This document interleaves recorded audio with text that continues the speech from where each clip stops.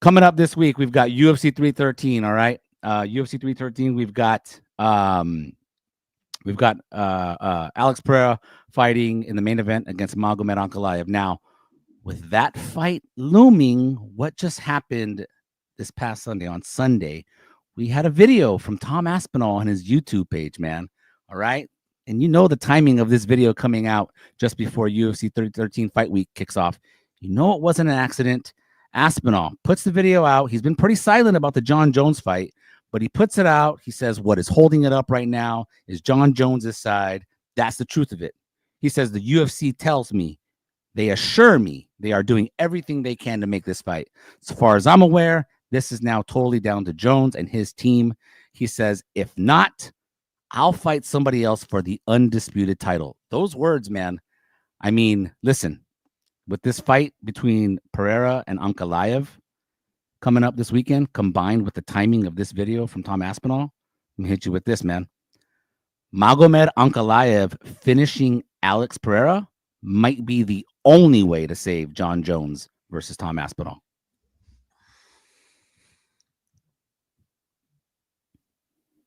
Think about it long and hard. Overreaction again. Look, I think if Poatan loses, especially if he loses bad, like, yeah, all of a sudden, there's less leveraging for the UFC to make some other fight and maybe not dish out as much money because they have Poatan. And who wouldn't want to see Poatan at heavyweight? Who wouldn't want to see Poatan fighting for a world title? Like, certainly, it might not be the number one choice. We all want Aspinall versus Jones, but if they were to book Poatan in there, like, I think we would all be happy. It would be a nice sort of plan B. So I do agree in the sense that this result does affect what happens at heavyweight. But all in all, like, I do think people really want to see Jon Jones versus Tom Aspinall. I think Jon Jones carries just a different weight than Poatan does. Yeah, Poatan's a superstar. Everyone wants to see him fight. But when Jon Jones step in there, there is history. You know, it's sort of that old money feel. There is something different there that Poatan just simply doesn't carry. And look, he does have the undisputed, the very disputed UFC heavyweight title. Very disputed, my man. Yeah, it's very disputed. Look, I think at this point, like, how many times has Jon Jones fought for the UFC? Like, he's been difficult to negotiate. I think they get it done eventually. I think we're going to hit a lot of these bumps where it looks like it's not going to get done. But at the end of the day, the UFC works it out. It happens no matter if Poatan wins, and even if he wins by knockout. I think there's a slight impact there, but not a ton. Not so much that worries me. Oh, really? Okay. Well, then I'm going to go transition then into my next overreaction. And I'm pretty sure I know what you're going to say, all right, based on what you just said. But I'm going to hit you with this now. I know you just said, listen, we want to see Tom Aspinall versus Jon Jones. It's the fight we want to see, heavyweight unification. But you also said right there, Danny, we would all be happy if it was, we would all be pretty happy if it was Alex Pereira against Jon Jones. So I'm going to hit you with this one, though, man. Alex Pereira winning by knockout at UFC 313 would be the perfect setup for a fight with Jon Jones. Next for the title, we're gonna skip the Tom Aspinall fight. It's gonna be Jon Jones against Alex Pereira. If Pereira wins in impressive fashion and knocks out Ankalaev this Saturday at 313, you already know what's gonna happen, dude. He's gonna call out Jon Jones afterwards if he knocks out Ankalaev. Overreaction. Even Dana White, when they've asked him about this stuff, he's been like, no, he's not going up to heavyweight. He's like, we know how Dana White works, and like, if this was a thing, I think we'd already be getting like some idea of it happening. Most of the idea of this happening has been Poatan vocal about wanting to go up to heavyweight, and then at some point, I remember, what was it, for 300, Poatan and Aspinall were kind of teasing a potential fight between each other, but No. I there's no way Tom Aspinall gets skipped once again. There's just no way. There is a way. There's no way. There is no way. I mean, the UFC already stretched it with the whole Stipe Miocic fight, the fact that he got injured and we had to wait an entire year to see it. Meanwhile, Tom Aspinall is out there just kicking ass and just being an absolute stud out there in the cage. And not only that, but he's become a popular figure as well. There's no way in hell, and it is a complete overreaction that once again Even Ankalaev got his shot. We're talking about Ankalaev, the guy that like a lot of people don't care about. Like they could have skipped him, right? They could have put Carlos Overeem out there. They could have skipped him. They could have, but I don't think they really could have. And here's the thing about that. Let me put some pieces together for you here, okay, Danny? You talk about they could have skipped Ankalaev. Sure, they could have skipped Ankalaev, but he legitimately is the next contender at light heavyweight. So he gets his shot at Poatan, but he's been but he gets his shot at Poatan when? During Ramadan. He has a disadvantage coming into this fight. He's going to be fighting while he's fasting every day leading up to this fight, man. They could have booked this fight. They could have booked this fight in February last month at in Sydney. They could have booked it on an earlier pay-per-view this year. There were 2 opportunities. They didn't. They waited. So they're kind of giving Pereira, even though it's we know it's a dangerous matchup against Ankalaev because of the wrestling and the grappling.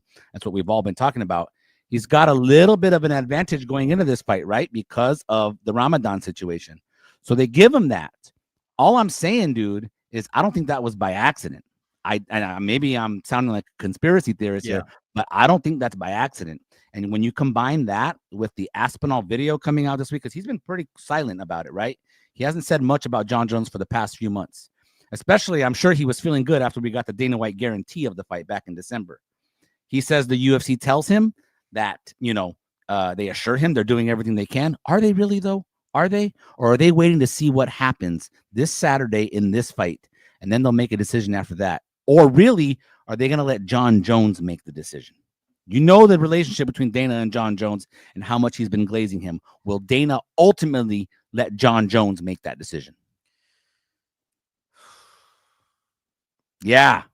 But what you're saying is what you were originally saying is that Tom Aspinall gets skipped. That they would go straight to a Jon Jones versus the Jon Jones versus Pereira fight. Yes, that he would get skipped. That they would put him on Dvalishvili, Bilal Muhammad, Ankalaev himself. I mean, I can just name all Kamaru Usman at some point. I can just name all the contenders that at some point did their work and it took long and they skipped them over because they weren't the sexiest option. They weren't the most entertaining option. But at this point, and at some point, everyone becomes undeniable. At some point, everyone becomes undeniable. And at this point, Tom Aspinall has become undeniable. Tom Aspinall's next fight is for the undisputed heavyweight title. That I can guarantee it. I mean, and it might be against Alex Pereira if he were to beat Jon Jones. That's all I'm saying, dude. That's all I'm saying. Or it would be for a vacant undisputed title if Jon Jones were to fight Alex Pereira and then retire after that victory if he beat him. Okay. The only way I can maybe even slightly it sucks for Tom Aspinall, dude. It sucks for Tom Aspinall. But the only way I can slightly consider that is if Jon Jones vacates. Then he fights Alex Pereira.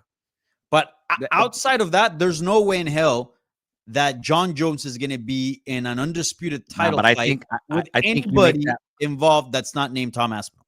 I think you make that fight, though, because then one of the hooks of drumming up the Jon Jones-Alex Pereira fight is you give Pereira the chance to become a 3-division champion. You know, you got to don't underestimate the fact that Pereira's been a major company guy, a major company man for the past couple of years, stepping in on short notice, headlining pay-per-views when they've needed somebody, dude. So he can curry favor with the UFC is what I'm saying here. Don't underestimate that too. So I'm saying, man, it sucks. And it sucks for Ankalaev on Ramadan. He's fighting Ankalaev. Exactly. He's currying an entire year in order so he can get ready for this matchup. I mean, he has gotten favors. Look, the UFC, we criticize the UFC a lot because sometimes the decision making is a little sketchy, right? And I think it favors more entertainment, money, and sometimes they don't really protect the sporting side of things. But at some point, they do have a standard. They can stretch things, but at some point, the contenders that they don't like get their shot because they have to respect the sport. They have a responsibility for the sport. And I think that's where Tom Aspinall finds himself. I don't think there's any way in hell that Tom Aspinall's next fight won't be for the undisputed heavyweight title. Or I don't disagree with that. I that as in, I don't disagree with that. I'm just not sure it's going to be against Jon Jones. That's all I'm saying. It could be against Pereira. We'll see. That's all I'm saying, man. But there's no way Jon Jones is fighting Alex Pereira defending his UFC heavyweight title. Just be prepared. And I'm just the messenger. I'm just the guy with the overreactions, okay? I know. MMA Junkie AI.